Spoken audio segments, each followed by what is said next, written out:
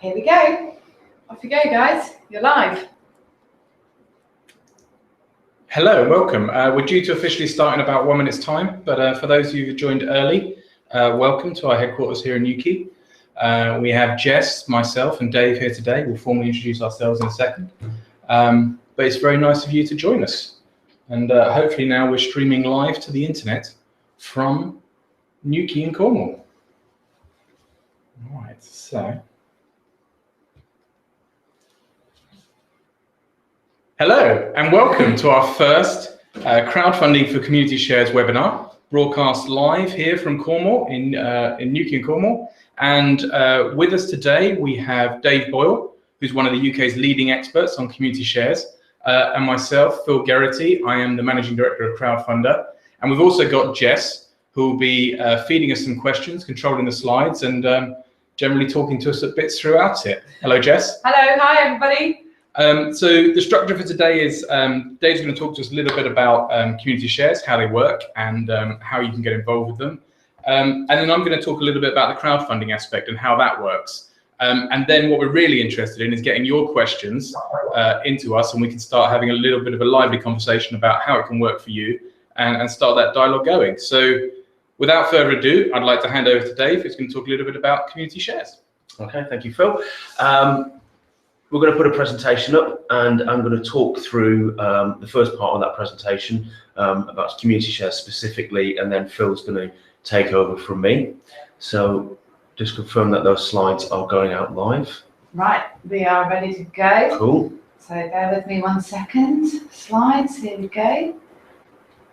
Right, and off we are. Okay, so crowdfunding for community shares. It's important to, I think, put those two terms together because community shares are a form of crowdfunding. They're a very specific form of crowdfunding, and that's why the community shares company is in partnership with Crowdfunder, because it's a really good mix of our expertise in community shares, Crowdfunder's expertise as the UK's leading crowdfunding platform.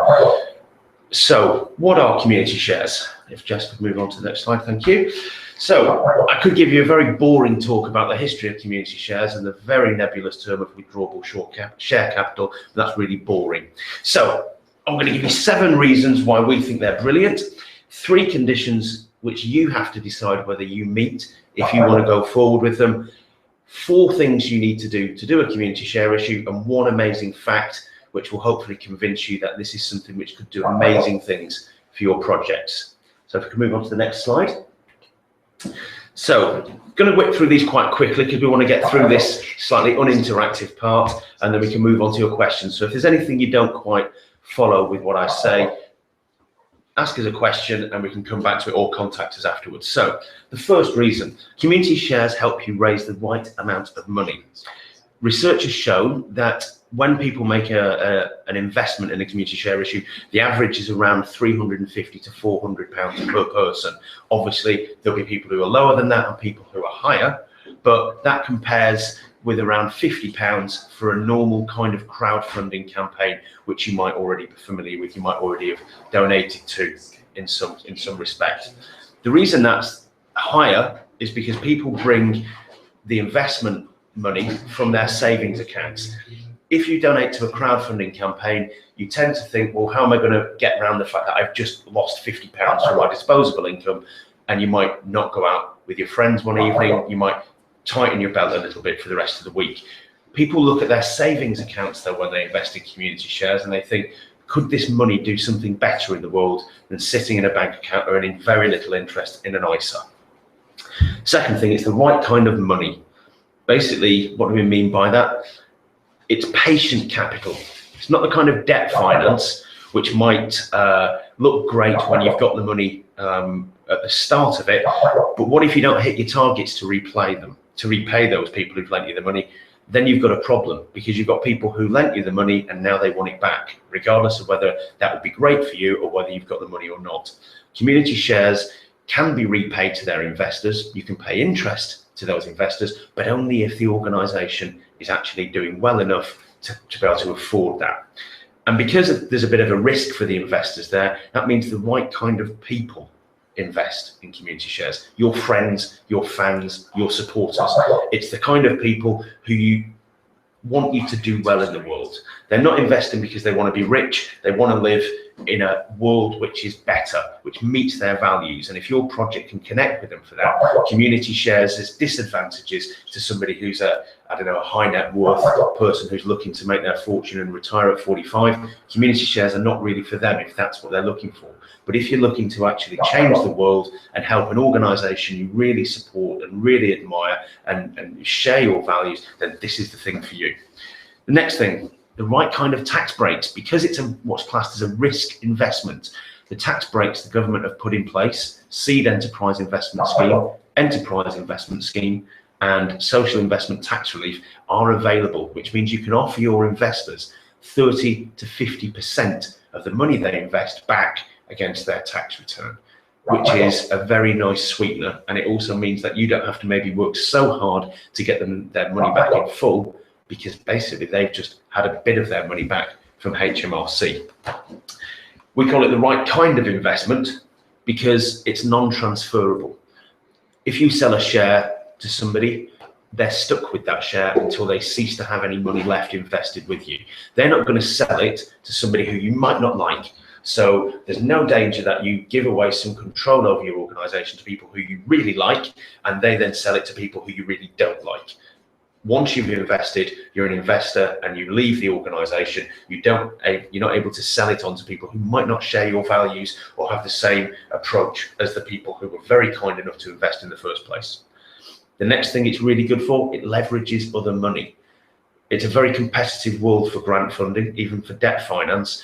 If you can show that you've got a crowd of people who really back you, and not just that they back you by signing a petition or sending an email, but they've actually put their own money in and a significant amount of that money, then you're able to persuade people much more easily that your project, your enterprise, has got a real chance of success, because it's not just you with your big dreams about what it could do. You've connected those dreams to other people and they think you've actually got something worth backing here. The final thing is that it's cheap. If you're trying to do a share issue in a normal company, then you've got a problem. It's going to cost you an awful lot of money to get that offer in front of people because of the regulations which are in place to enable people to be protected from unscrupulous kinds of offers. A community share issue is not covered by what are called the financial promotions regulations, which means that you don't have to spend thousands and thousands and thousands of pounds on a regulated person to check that your share prospectus is very dull, very boring, and safe for people to invest. So that makes it very cost effective for often social enterprises, social businesses where they've got a lot of potential, but not a lot of cash in the here and now. The other aspect which makes it cheap is that whilst you can pay interest to your investors, the interest has to be pretty low. So most community share offers outside of the field of community energy tend to offer about between 2 and 5%. Now, that's not very much compared to the kind of sums you'll get quoted for debt finance, but it's very good if you're actually earning only 2.5%, 0.25% with your cash ISA. So it's great for the investors and it's achievable and affordable to you. So if you can move on to the next slide, please, Jess. The 3 conditions, is this right for you? The first thing to say is this has to be a big project. It's got to be a game changer for the organisation you're involved in. It can't just be around covering a hole in your accounts and you might have to do it all again next year. So if you look at something like Save the Duke, a project currently live on Crowdfunder at the moment, they're trying to raise the best part of £300,000 to buy the pub in their village. That's a one-off project. At the end of it, you've got an asset which is worth something and they don't have to do it again, because then they're going to be a business with a trading possibility. Secondly, do you have a crowd of people who actually care what you do? Now, if that's going to be a problem for you, then community shares could be an issue, because this money comes from the people who care about what you do. Positive news, the first share issue we did on Crowdfunder, they had 1,500 people from around the world who really wanted to share in what they did and support them in what they were doing. And they worked on that for some months in advance to say to people, we're coming, this is something which is happening. And if you care about positive news, like we know you do, then you're going to have to start investing in us to make us safe and to give us a chance to succeed. The final thing is, do you actually want to share ownership with those people? It's not enough to want their money. They get something back in return. They get to be an owner of what you do. So if you're a charity, these people are now the owners of your charity, and they have to elect the board of directors of the charity, and that's something which isn't for everybody, but if that's something you're happy with, then community shares can work for you. But that is a bit of a deal breaker, because ultimately the thing which makes a community share investor put in £400 on average is because they get to own the thing, and ownership really matters. People like to own things, and that has a value which you can deploy. So what do you need to do a community share issue? Can I have the next slide, please? What you need, first of all, the right legal structure. There's no way to say this interestingly, so let's just say it boringly. You need to either be a community benefit society, a cooperative society, or a charitable community benefit society. Don't worry if you don't know what any of those words mean, we can help you with all of that stuff. Importantly, though, you do need a very good business plan, which shows how are you going to use this money to make a change? How are you going to make sure that you can take this investment and you can change the way your organization works, change its future? And how are you going to spend this money wisely, and how will that spending make you a more sustainable operation in the future? And if you're promising to pay interest to your investors, how are you going to show where that money is coming from? Because ultimately, that's, you need to back up what you say to people, and that needs to be backed up with financial projections. You need an offer document, which is an engaging, public-facing document, which kind of says, why are we doing this? Why is this important? Why should you get involved in this? Explaining some of the risks to people so they can go in eyes open. It's got to be clear. It's not going to be misleading, but it's got to be exciting as well. This is something which is actually going to change an organization's future and put it on a different path. And that should be exciting to you. And you've got to convey that excitement to the people who are going to invest. And finally, you really need a big marketing plan to sell the offer. There's no easy way around getting lots of people to give you lots of money. There is work involved. As they say in Australia, you can't fatten a pig on market day. You've got to start fattening that pig a long time before you get to the market. You've got to warm people up. And so when people see that your share offer's launched, they're excited to get their wallets out because they've been wanting to do this for a long time. If you're saying to people, hey, we exist and we've got a share offer, then you're probably not going to be getting the money you need, because people are not clear that this was coming down the track. They need to put maybe the money to one side. So one final fact, though, which I think underscores why this is really exciting. And if we could just put that in front of everybody, Jess. There you go. In the UK, right now, there is £1.2 trillion of cash savings, not money in shares or stocks or housing equity, money sitting in people's ISAs and other funds.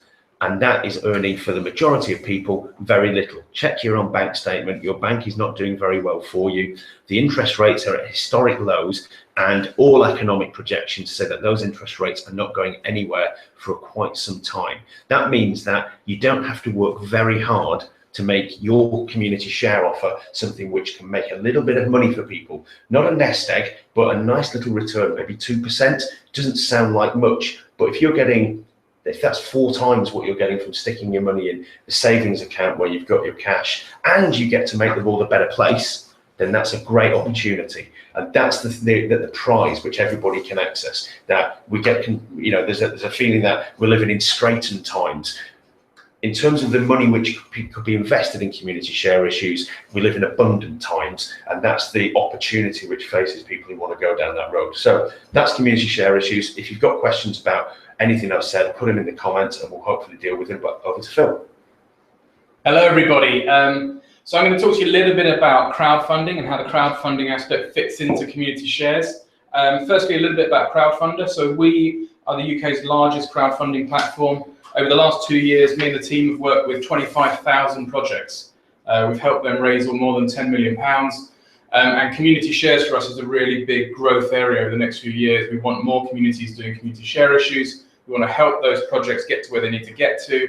And we think we've got all the tools in place to help that happen. So if you look at kind of what is crowdfunding, there's a lot of stuff in the news about crowdfunding and what it is and how it works. We basically split the market into kind of 4 distinct areas. So you've got equity crowdfunding. You've got some great sites like Crowdcube that do that, where companies can go and sell shares.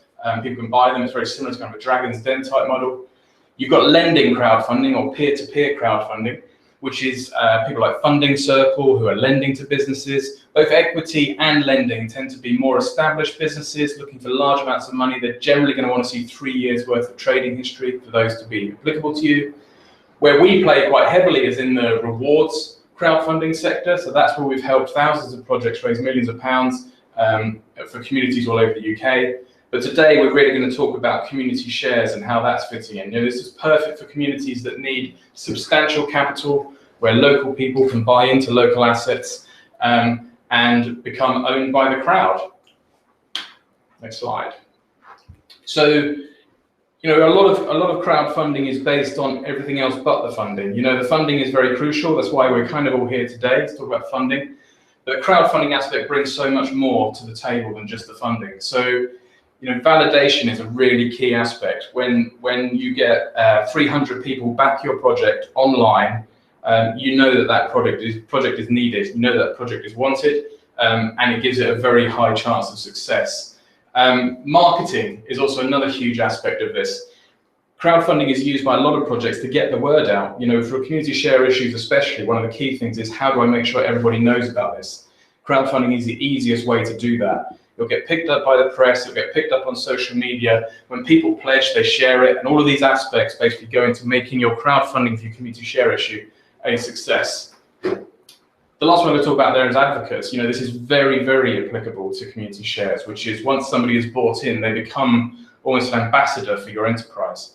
They're out there telling everybody else about it, and with the crowdfunding page, they've got somewhere that they can channel people to, where they too can take action. Next slide, please, Jess. So how it works, it's very simple, really. You create your project on Crowdfunder, you share your idea with the crowd, they can buy community shares, they then share it with their friends, and your idea gets funded.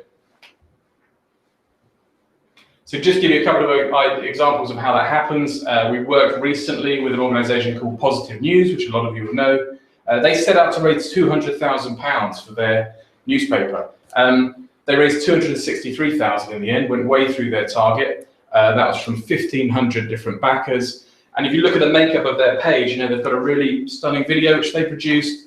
You've got the target in the top right and how much they can pledge. You've got the different levels under which they can pledge at. And in the middle, you've got a description and, importantly, the share offer documents as well. So everything there that a person needs to understand what this offer is and how this works. You know, we see thousands of transactions a day coming through the website on projects like this. These pages have been tested and created over the last 2 years to make them optimal for you putting out your community share issue.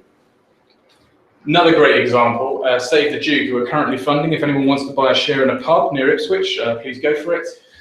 They're on £140,000 of their £315,000 target. This is a great video. I'm going to talk about videos in a minute, but these guys have a fantastic video with the whole community coming on board to do that. And the crowdfunding page becomes a place where you can really talk about the project in a very simple way so that everybody can understand it.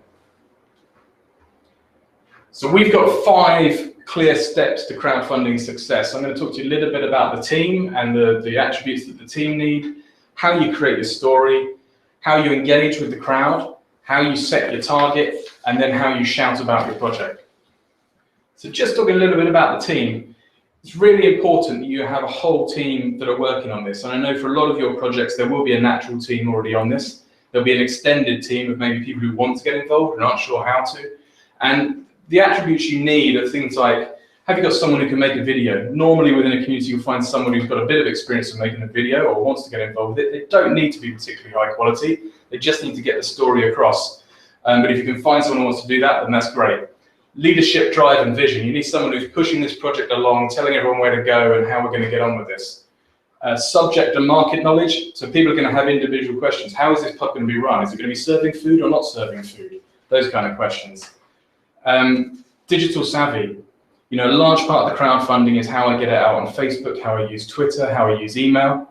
But I think the whole time, you know, a lot of the time projects are a bit worried that they're not digitally savvy enough.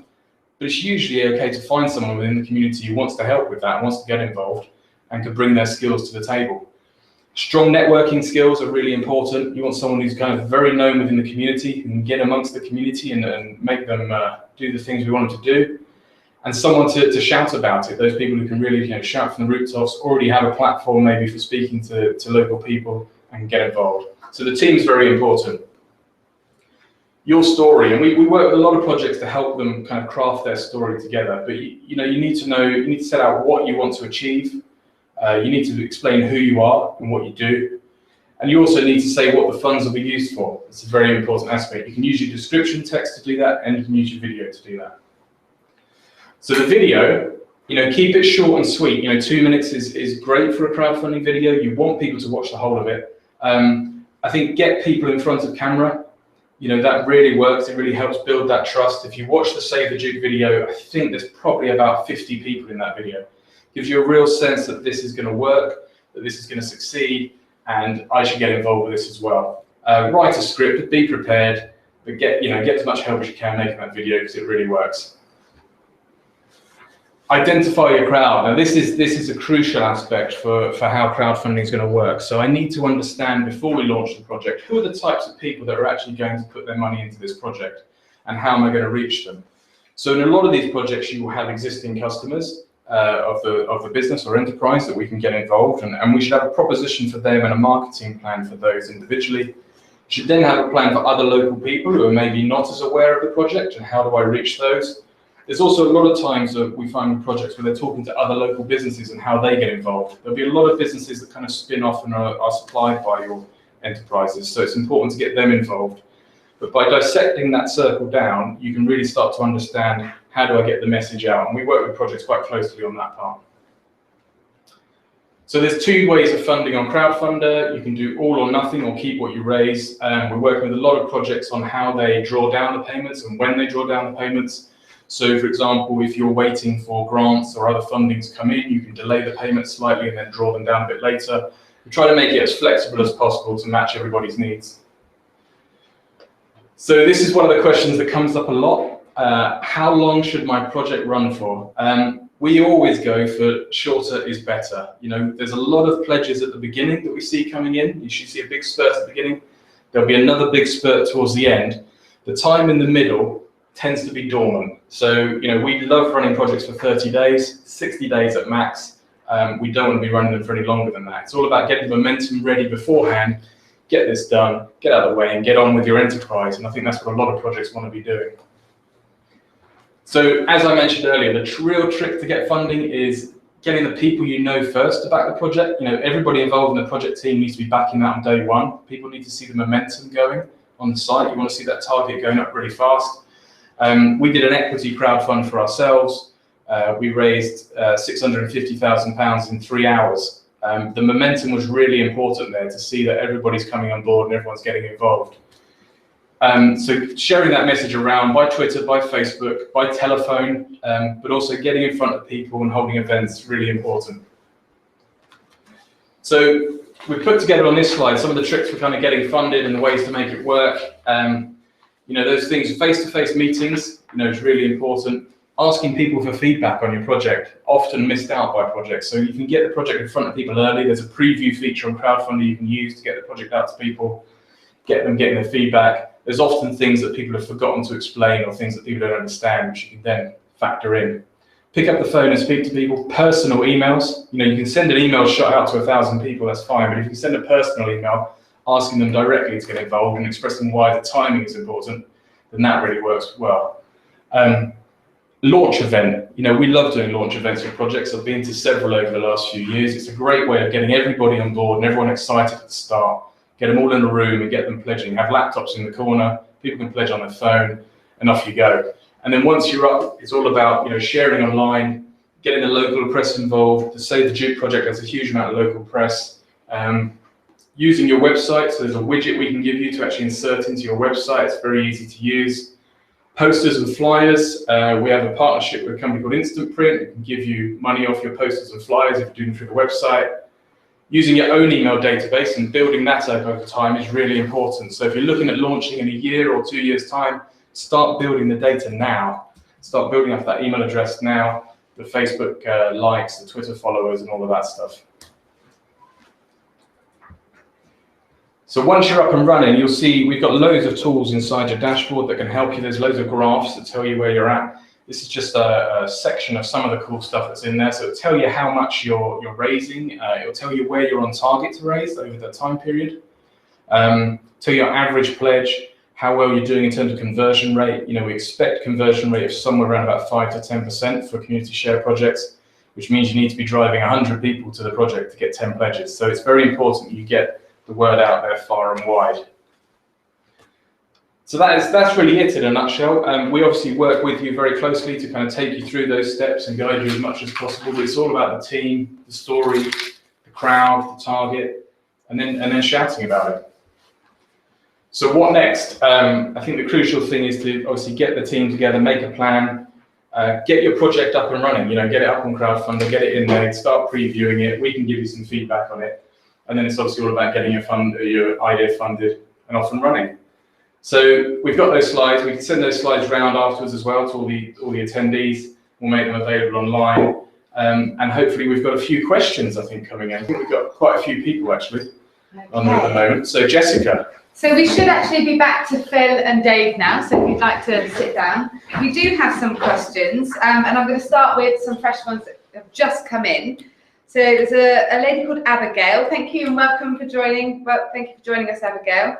Abigail's asking, does this only work for investments which will make a financial return? I want to attract funding to create a community organisation which invests in the skills of young people. Okay.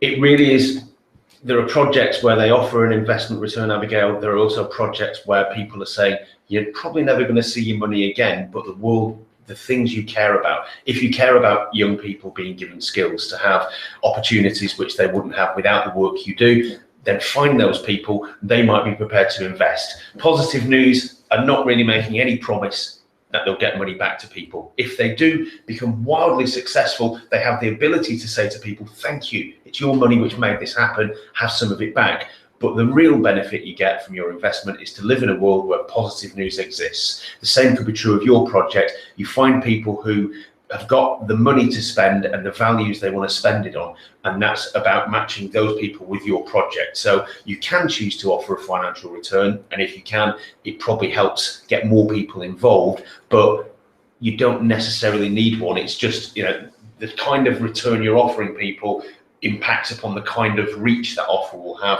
and the work you'll have to put in selling it. Yeah, there's probably two things I'd say on that is that it's really important that you just make it clear to everybody exactly what terms they're getting involved under, when you're likely to return a dividend to them, or if you're not planning on returning a dividend to them, at least they're getting involved in the way they want. Personally, I love projects where you've taken something that maybe traditionally doesn't have a commercial part to it and you've turned it into a commercial entity that can return a dividend back. And we've worked with a lot of projects to try and help them understand how they can work those models so that actually they can say on year 3, we want to give a 5% dividend back, and we're working heavily towards that. Sometimes they're not immediately apparent, but it's quite nice to work out those problems. Okay, great, that's brilliant, thank you both. Abigail's also asking, you may have part answered this question, does there have to be a capital asset? Could she, for example, offer investment in building an organisation? Yeah, it really comes down to you. If you've got a capital asset, it's easier to sell that as an offer because you can say to people, even if everything goes wrong, we can probably sell the asset and get you some of your money back. But again, I keep saying it because it's really, you know, have a look at positive news, Abigail, because it sounds like the kind of thing which has got a lot in common with what you're trying to do. Positive news said, we want loads of money to hire a few people to take a small publication and turn it into a bigger publication and give us a chance. There's no capital asset. It's all on new people building the organisation, and the hope being that at the end of that, the positive news is a different enterprise with a bigger reach, more readers, more advertisers, and is sustainable. Other places, it's about buying a building and saying we're not even going to do much trading out of it, but our community's stronger because we've got this building. It really does take all sorts, and there's no right or wrong way. The main thing, as Phil says, is you've got to be clear about what you're offering people and what you're going to do and what you're not going to do. So nobody can say afterwards, I'm surprised by what you did with that money, because they knew straight up that you weren't buying anything, you were buying the opportunity to build an organisation which was going to change lives. Brilliant, thanks guys. So Abigail's come in with another one, and we have got a couple more. Abigail's asking, do you have any advice for the best tools you can use to build an email list? So what are the tools you can use to build an email database? There's a couple of ways of doing this. There's sites like MailChimp and that, which are fantastic at doing that and give you loads of widgets for collecting stuff. But if you set up your crowdfunder project, you can set it up and go into basically preview mode and start collecting people through there. So we've got a few projects on the site at the moment that are pre-launch that are collecting lists of potential investors so they can then market to them afterwards. Some of them have got 100, 200 people lined up already to pledge on their projects. So I'd definitely invite people to do that, get your project up and live as soon as possible, and then we can start collecting email data through that. Great, thank you, Phil. Laura is asking, do we have any examples of organisations who have done a small rewards-based campaign who have then gone on to do a community equity campaign? I think she might mean a community shares, given that there is a difference, but from rewards to community shares. We've got loads in the pipeline. I suppose it's a fairly new thing at the moment, and we've got loads in the pipeline that have done a previous rewards project and now are moving forward to community shares. It's about 300 of them that we're currently working with. I would say if you can do it, definitely do it. It's a great way of kind of highlighting the crowd, getting people signed up to it. If you can walk into your community share issue knowing that 300 people have already backed your project, then that's fantastic. So we'd definitely invite that. Okay, fab. Okay, right. Well, I tell you what, the questions are coming in thick and fast. So you'll have to bear with me as I work back through them. It's brilliant. So Laura, I'm not sure, it might be the same Laura is asking again, are there any requirements after the campaign around keeping investors involved and informed? Okay, so your investors become your owners and members of the organisation. So they usually get sent a share certificate as a thank you, and any other rewards you've added to your project, you need to make sure you're delivering those in the time you said you would. But beyond that, they get invited to the AGM of the organisation. They get a vote for the board of directors once a year, and they get communications from you in as much as you want. I think the really interesting challenge is if you've got 1,000 people who've maybe invested in you, you don't want to just contact them once a year to send them the accounts and invite them to what will probably be a quite dull meeting. You want to say, how can these people really be engaged in growing our business? These 1,000 people are likely to be 1,000 potential customers who've got a real loyalty and attachment to you. So the really interesting work is being done by organisations who want to go beyond what you legally have to do and say, how can we use these people as a resource for the organisation, not just after the share issue, but for the next 5, 10 years, however long. And with what I'd say to that as well is that with all crowdfunding projects, we encourage projects to update their backers every month, especially as the project is growing and developing. You can do that through the site, send an update to everyone. But yeah, keeping them engaged is really important and kind of vital for the success of your enterprise in a lot of instances. You want them in the pub, you want them in the shop, and you want them becoming your customers. And the other thing to bear in mind is that the more you do that, the more they think, I invested, they spent it well, they kept me in the loop. Most community share offer organisations usually have other things they wish they could have raised money for, but thought, let's cap it at, say, £200,000 and that'll be good for now. But they've got a shopping list of other things they could spend money on. You can go back to the people and do another share offer with them. And if you've been keeping them in the loop and if they feel connected to you, they're going to be much likely to come back for more. Great, thank you both. So we have a lovely chap called Michael who's asking, is it one person, one vote, or one vote per share? But Michael also has a second question, so I'm going to give them to you both. Okay. Michael's also asking if investors can sell their shares back to the organisation. So there's two questions there. Okay, so the first one, it is one person, one vote, rather than £1, one vote. So this is where your rewards come in, that you need to motivate people who have got the ability to invest more, to invest as much as they can, and that's about how much of a connection you make to them, you make with them, about how, you if you can afford to do this, then you really should, because we're a great project, a great organisation.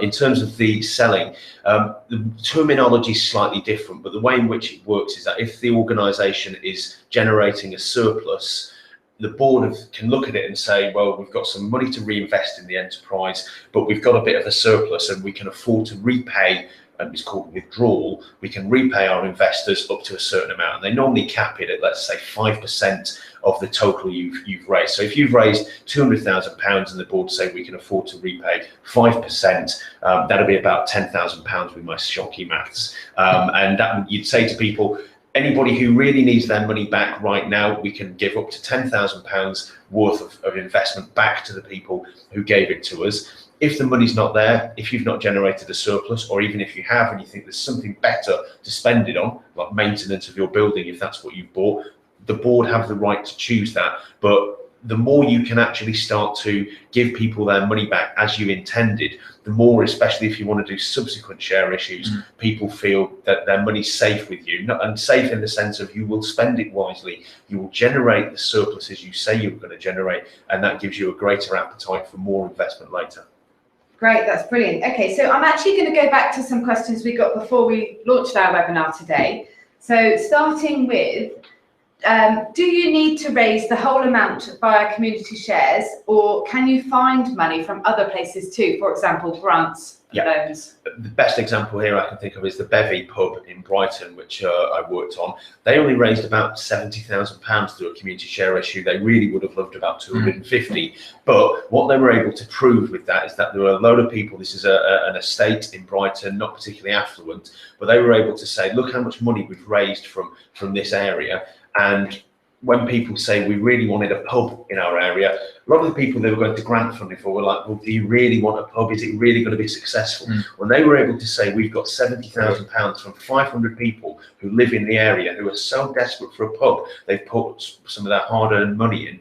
That changed the dynamic with those grant funders. They were thinking, well, this is worth backing now. This isn't just a couple of people who've made a very persuasive case to a grant funder. This is those couple of people, and they've persuaded their friends, their neighbours, the people who will be the customers, that this has got legs. And so there's a lot of community share offers which use the community share element as maybe the final piece of the jigsaw. They've raised some money from maybe a lottery fund of some form, a grant foundation over here, and they're missing a bit to finish the job. Or in the Bevy's case, nobody really believed in them, so they kick-started it themselves through using a community share issue, and that started the ball rolling. So that was the first piece of the jigsaw. Brilliant. Okay, so we've also got Anthony online, and he is asking, how long would it take for a community group to set themselves up with the right legal structure so that they can issue community shares? Okay, the legal structure side, you would probably want to allow yourself around a month for the actual formalities of the paperwork. Working back from that, this document is important. It's going to be a governing document for forever and a day until you amend it, which nobody really likes doing because it's a bit boring. So you need to read through these documents and talk with the other people in your community group. Is this the right structure for us? These are going to be the rules of the road as far as you're concerned. So you need to own them and you need to read through them. But if you allowed yourself 6 weeks, it'd be tough, but you could do it in that scale, in that time scale.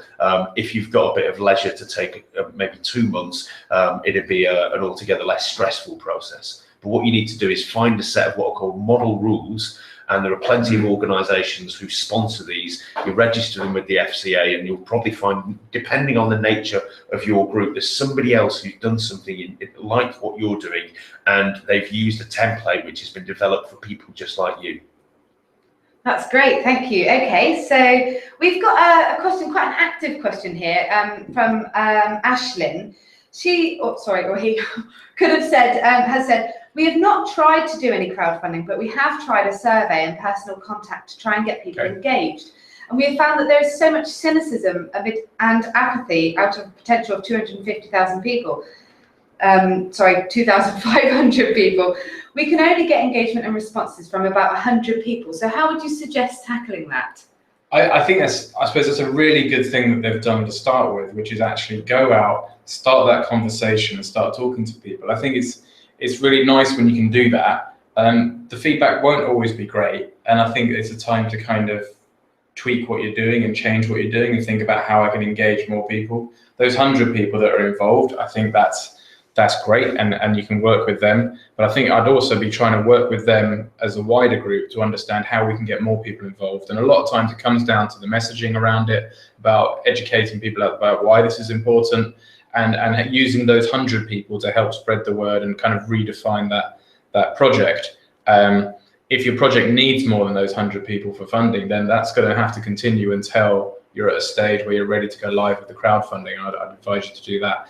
I think sometimes as well, even setting up the crowdfunding page to start with, before it's gone live, getting people to look at it and getting people to involved and sign up and pre-register works really well for those types of cases as well, because you can maybe put across the project afresh with a video and some text and really describe it in a new way that would help get more people involved. But if we know more about the project, then we can probably help on that as well offline afterwards. That's great, thanks Phil. So Abigail's back on. She's asking, can we talk a little bit more about creating a business plan, for example, around how a youth work experience social enterprise could develop an income stream as a sustainable business? There are several ways you can go at it. I mean, you'll know the business better than anybody, so you have to set the lead in developing that, because you know the opportunities, you know what the challenges are going to be. In terms of, for every innovative idea, it's only innovative in terms of you've never heard of anybody doing it, which is different from whether it's actually been done. So there's researching people who've done similar things to what you've done, talking to them. That's really the first starting point, because they'll probably have made some mistakes which they can help you not make, and make sure your time's much better spent as you develop your own business plan. You can find people who can give advice on this kind of thing. In most communities, there's networks of social enterprise advisors who are pretty skilled at doing this. My one thing, don't try and write a huge, massive document which looks good for a bank manager. There's things like lean canvases, which are just one sheet of paper, which just kind of, you can, in 20 minutes, you can jot down all the rudiments of a business plan, and it will tell you where there's things missing. But in terms of, how do you actually generate income from that? You've got to look at the resources in your community. You want to provide something for these young people who might need those young people who've been given these skills, and can you build a relationship with them? Off the top of my head, I'm thinking of people who might be offering apprenticeships, people who are in employment agencies, other people who've got money for entrepreneurial startups for young people. There's no quick way around it, but that's an important thing, to actually do the research. That's the hardest thing of any business plan, is to just find the information, because a lot of people think a business plan is actually about persuading other people. The first people it should be persuading is you. You need to look at it and say, after all this research, does it still feel like there's a business here? And it's not enough to hope that it will do. At the end of the day, you've got to ask, is this going to be sustainable? And that includes paying your wages and paying for the roof above your head. And that's one of the things people often leave out. They kind of think it's sustainable as long as I don't take a penny out of it, which means it's not sustainable, because that's not a sustainable way to live a life. That's brilliant. Okay, so we've still got questions coming in. We'll finish Abigail's second question now, or fourth question. Okay. Abigail's asking, she's saying she needs to get local businesses on board to collaborate in developing high quality work experience programs. Abigail's asking if crowdfunding could help build that collaboration. I think so, definitely. We've seen a lot of projects where businesses are getting involved as backers of those projects, and it's a great starting point for a conversation. We've worked with a project recently with a community orchard. They managed to raise £60,000, and they got £20,000 in grants, £20,000 from the local community, and £20,000 from local businesses. But it sparked loads of conversations with local businesses that they're now trading with as well. And I think that's the really important aspect, is it gives you somewhere where you can show them the page, show them what's involved, but it's also a very visible way of showing that the whole community is behind this, and other funders are behind this. So you're building up that funding cocktail, if you like, of different funding sources the whole time, and being able to show businesses and bring them along on the journey as well. Thanks, Phil. That's brilliant. Okay, so another question from Laura. For those who don't know much about shares, do you set a limit on how many you have on offer, and do you have to set a price per share? Is there guidance to help with this? It's one of the things groups spend an awful lot of time thinking about. There's no legal requirements other than the minimum has to be at least £1. Some groups have a minimum. The Bevy pub I mentioned to you, which was on an estate, their minimum was £10, because anything more would have said to people, this is for people who've got more money than the likes of you. Other groups who've got, especially big capital projects, potentially, they might have a minimum of £50. I've seen minimums of 250. It's about striking a balance where you get too little and you get lots of people investing and not much money at the end of it, but too high, and it gives a big signal that this is really only for the wealthiest members of your community, which misses a massive trick. So the trick is to get a point which is low enough to feel like anybody can be part of it, but you've got your rewards in place to encourage those people to stretch what they're able to invest if they've got the resources to do it. In terms of the overall the overall raise, you really should set a minimum amount of money, which, you know, if you don't raise X, then really this project can't go forward because we don't have the money to actually take it forward. And you should also set a maximum because, you know, if you're promising to pay people maybe 2% interest or even just allow them to withdraw their money, the more people who invest, the more the pie of your surplus has to be shared out. So everybody gets a little less. So whilst it looks good to have raised twice as much as you thought you needed, you've now basically halved the amount of money which people can get as a return. So it's about striking a balance. Now, depending on your offer, if you're not promising to make a return and it's all about the social return, you've got a little bit more flexibility to raise as much as you can humanly raise, because you've always got something you can spend it on. And there's no sort of set guidance. It's all about looking at each project, looking at your project, looking at the community you'll be looking for investment from, and striking the right balance in all those areas. Brilliant. Okay, so just so you guys know, we're getting some really good feedback on our chat, and everyone's saying it's a really good webinar. So we're going to keep going for a little bit. Everyone's loving it. So back to one of our other questions that we received previously. It's quite a good question. Does everybody succeed? What are the biggest blockers when raising funds for community shares? It comes back to something Phil was saying about warming people up and having a conversation. I think that one of the biggest weaknesses is people overestimate how many people really care about their project. They've locked themselves in a room, they've been speaking to the same 10 people for the last 3 months, and they're all absolutely convinced this is amazing, because the only people they speak to agree with them that it's amazing. It's those 100 people who are, I think it was Laura mentioned, I think it was, you know, you speak to those 100 people and they are absolutely gagging to invest, and they invest, and you're expecting it to go up, and then it just falls flat because you've not really been talking to the people beyond your really core friends. And because, you know, it's important to keep talking to people who are not the likeliest investors, because those are the people you need to get you over the line. Yeah, and that online story is really important as well, the video and the description, and also the press that comes along with that, because that will stretch it from that first batch of investors to the next, to the next, to the next. It needs to have that ripple effect to really make most of it. Okay, great. So we've got Alice, who's actually also in the chat network at the moment. So she's actually jumping in with some great advice and case studies from Julius as well, which is fantastic. So really happy to see that. We've got a really good question from Kath. She's asking, do you need to offer physical or electronic file share certificates? What's the difference, and does it matter? There's no legal requirement for a community share issue that anybody gets a share certificate. So the format of the certificate is pretty much up to you. Positive News, who did their share offer, they sent out their share certificates this week. They were sent out as a PDF with everybody's name and address through a mail merge, much cheaper. People can print them out, do what they want with them. I was very excited to receive mine. Yeah, me too. It looks fantastic. I was really proud. But yeah, it can be digital. Digital is the easiest way of doing that by far. Okay, that's fantastic. Anthony is asking, what is the average amount raised for pubs through community share issues, and what's the average period for doing so, between 30 or 60 days? Well, crowdfunders' approach, which I think is the right one, really, is about building momentum, and a lot of pubs have kind of gone for maybe 3 months, or sometimes even 6 months. And the trouble with that is that bit what Phil talks about, the bottom of the U, where it's taking time and momentum.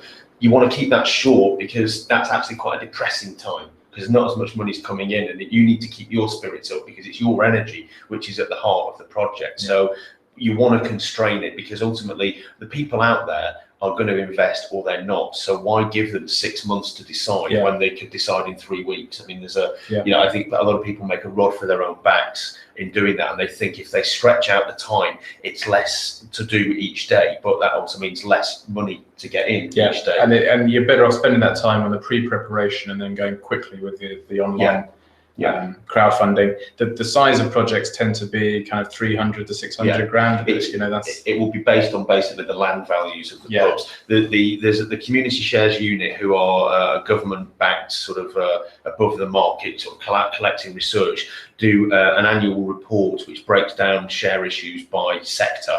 And I've not got the figure on the tip of my tongue, but if you go to their website, there's a report on there which has that, but it really varies. So you've got the Bell Inn in Bath, quite an expensive place, that raised £800,000. The Bevy, they raised £70,000, and that was doable. And to some extent, it's not so much about how much you can raise, there is a community, there is a price for the pub, and you've just got to hope those two things go together and can be met.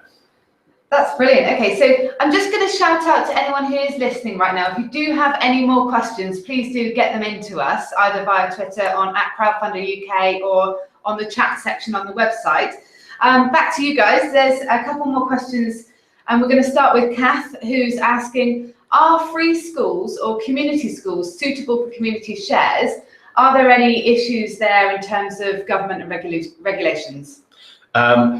Really good question, and I will be the first to say I'm not an expert in education law and the law around free schools and community schools. I think there are ways around it though, because the school is the site of investment, and you could maybe set up a community benefit society which raises the money and then invests that in the school. If there's a legal issue about actually owning part of the school, there's also a thing called the Cooperative Schools Network, which enables schools to convert into a structure which has parents and teachers and people in the community as part of the governance, which I think will be a good starting point. And you can Google Cooperative Schools Network and find that. But in principle, there's no reason why you can't raise money and then the school be the beneficiary of it. But you probably need to check with an education lawyer as to whether you could actually invest in the school directly. Great, thank you. That's a brilliant answer.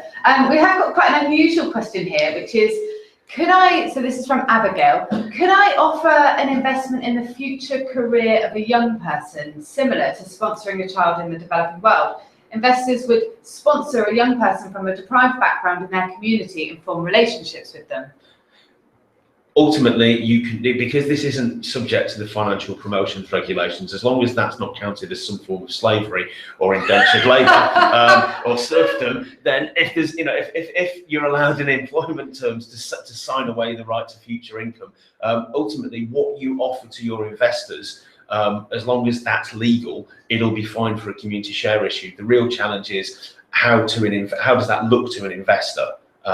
Because then you're into, well, what are the chances of that person doing that? But again, it's an interesting conversation to have with potential investors, and ultimately, it's the more copper bottomed the chance of the money coming in, the more chance you'll have to get the return. The more it looks like there's several hop, skip and a jump before the money comes in. An investor might look at that and say, I like the idea that in the future it might happen, but there's a lot of things can go wrong between now and then. But if you're an investor who's actually thinking, I don't care about that, I want to see this young person thrive and I'm prepared to take that risk, then if you can find those people, then that could be a return that they'd be interested in. That's brilliant. So we also have Abigail's responded to Kath's original question by saying that the Elm Green School in Toulsay Hill was sponsored by a parent promoters foundation which owns the land, which I guess is quite similar in that you've got a foundation which has raised some money and that's sponsoring the school. Yeah, I think there's if you're in anything which is dependent for funding on the state in some form, then anybody involved in those is looking to how that might not be guaranteed for as long as they thought it might, and schools need to engage their communities to actually see if they can supplement the funds and a community share issue could be a way forward there. You can create a charitable community benefit society, which might be a way forward in that respect as well, because you get the benefits of having charitable status, which one of the objects which is able to be charitable is education. That's great. Okay, so we're kind of winding down a little bit now. One of our earlier questions was, is there any more information that people can read themselves in on, or where do they go so that everyone knows that you're there for them? Okay, well, I mentioned the Community Shares Unit earlier. Their website, which is communityshares.org.uk, is a kind of central repository of information. It's got the handbook for doing community shares, written more for people like myself who help groups with share offers, but all the information for you to do this yourself and get to the starting line is available on there. And there's videos and case studies. There's stuff on the Community Shares Company website, communityshares.co.uk, and we've got some case studies on there and some background documents. And there's also stuff on the crowdfunder website. Yes, there's stuff on the crowdfunder website that you're watching on now. So if you kind of scan around the kind of menu items above, you should be able to find a lot more information, a few more downloads and things. And we'd love to have conversations with people as well about their community share issues. But look as well at the previous offers on the crowdfunder site. The easiest way to learn how this works is to look at people who've done it, and you'll learn by reading that. Okay, great. So I've still got questions coming in, so we're gonna go with it. One is, we are a CIC. Why can't we just raise equity from the public? Okay, well, you could if you went on to something like Crowdcube, which Phil mentioned earlier. But if you're doing it outside of that, then you've got these financial promotion regulations I mentioned. They're a fiendishly long and complicated document, and what they say is, in order to issue shares to the public, you've got to be a public limited company. That needs £50,000 in the bank before you start, which you've capitalised that company with, and you also need the prospectus, which underpins the offer, to be signed off by a regulated person. And regulated persons working in the City of London tend not to have a very cheap day rate, and it tends to be, you're talking 75,000 and upwards for that kind of service. The other reason why, if you're a community interest company, you tend to have social and financial business working together in harmony. One of the advantages of a community share issue is that you get people who invest for whom that's not a problem at all, and there's only one member, one vote. A lot of CICs start with a small team who are really dynamic and driven, and what you don't want to do is suddenly have maybe somebody else who's come in and is now your owner, and you have to do what they say. If you've got a crowd of people who really love the community impact you make, then they might be more suitable funders for your work than somebody who eventually, after 3 years of being told that the social returns are great and the financial returns aren't so great, they may become a little angrier about that and want to do something about it. Would a CIC normally turn into a community benefit society? You can do. Converting a community benefit into a community benefit society is possible. You could also maybe set up a community benefit society to be the holding company of your CIC. There are ways forward, though. Okay. It's not a block if that's where you want to go down. That's brilliant, Dave. You really have got all the knowledge in there, haven't you? So I've got a question as well, and also Laura's got a question, which is, are there any examples of quirky and effective launch approaches? Gosh. Oh, yeah. I know we've got a lot. I think the main thing for me is getting people together. Where you do that is usually quite an interesting one, in terms of venue, and having a venue that works really well. So, if you're doing community share issue for a pub, then there's a venue there that's ready made. But I think also doing a venue, obviously, that people can access, that people can get to, and it works well. You'll see in the Save the Duke video as well, for the Duke of Marlborough, just outside Ipswich. Lots of people in the video gathered around the pub, and that in effect is like a launch event, the actual making of the video, because people are passing by going, what's going on here? Yeah. Why are you all here filming, holding these Save the Duke signs? So I think those kind of, those signs of like having a consistent message right across the whole campaign of Save the Duke, it's hashtag Save the Duke, and it's keeping that consistent all the way through works really well. Getting other people to stand up at your launch event and talk about why it's important to them, especially if they're known people in the community, that works really well. And just get everybody along. I think even if they don't know much about it, get them in a room and make sure they do by the end of it. And I think the getting people to the meeting, even if they don't come to the meeting, they need to know that the meeting was happening.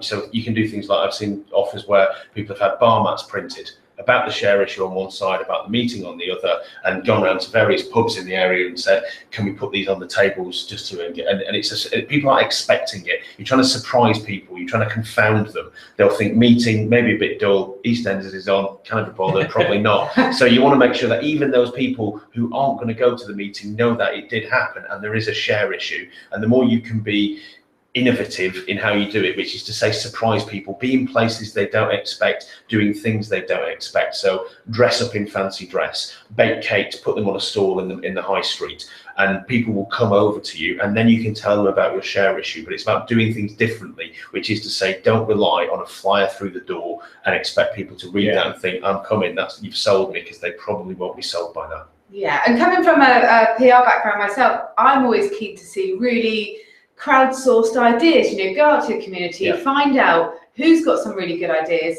You can have an amazing launch party, you can have an event somewhere outside, get the community involved, and be as creative as you like. And that's one of the big positive joys of crowdfunding and getting out there in your community. We do have another question, so we are going to start going over time in a minute, but that's fine by me. Fine by me. All these questions are really good. So Kath has come in with, Kath was expecting or hoping that one of the Fringe festivals from Bristol would be on this call, but they're not. But Kath's asking if there are any previous examples of this working with CommShares, so festivals, Fringe festivals, and what might be the challenges. I'm not aware of any, unfortunately, but one of the beauties of community shares is that it's entirely amenable to be put towards this, that, or that. You know, football clubs, pubs, heritage assets, energy. Why not festivals? I remember having a conversation why Glastonbury shouldn't be owned by the people who go to Glastonbury and not the Evis family. Why not? You know, let's make it happen. There's no reason why it couldn't work. It all comes down to how do we get an average of £350 per person out of people's pockets. How do we find those people who care about the festival enough to think that that's worth doing? What can we give them which is going to give them a sense of ownership of that festival, beyond maybe a financial return, but maybe involved in curating or producing the festival? I can see no reason why it can't work. It's just, you know, nobody's done it, so be the first, please. Yeah, and I spoke to a community who have got a festival in their area that was run by the council recently, and the council have actually put that over to a private company, and the local community are obviously kind of a little bit in uproar as to what's going to happen next. They've got a petition on one of those sites, 2,500 people have signed a petition saying that it shouldn't go into private hands. And I think there probably is, you know, for those types of things happening there'd be a lovely solution, which is actually for the community to own it. Absolutely. So that's definitely something to look at. Okay, fab. So I'm going to finish up now. So everything seems to have slowed down a little bit. You've answered a lot of questions. Can you just remind us what the email address is? Because we've got some people that want to have follow-on chats, and just let us know how they can get in touch. Definitely. communityshares@crowdfunded.co.uk. communityshares@crowdfunded.co.uk. Drop us an email. We'd love to have conversations with people. Love to meet up with people where possible, video conference where possible, and get you crowdfunding as soon as possible for your great ideas. That's great. Well, thank you very much, guys. I'm going to finish the broadcast now. So if you want to say goodbye to everyone. Cheers. And can I just show everyone the view out the window for everyone who's still there? And, this is the view from the crowdfunder office, if it's going to work. Yep, there you go. Goodbye, everybody. Take care. See you again soon. Bye-bye. Bye.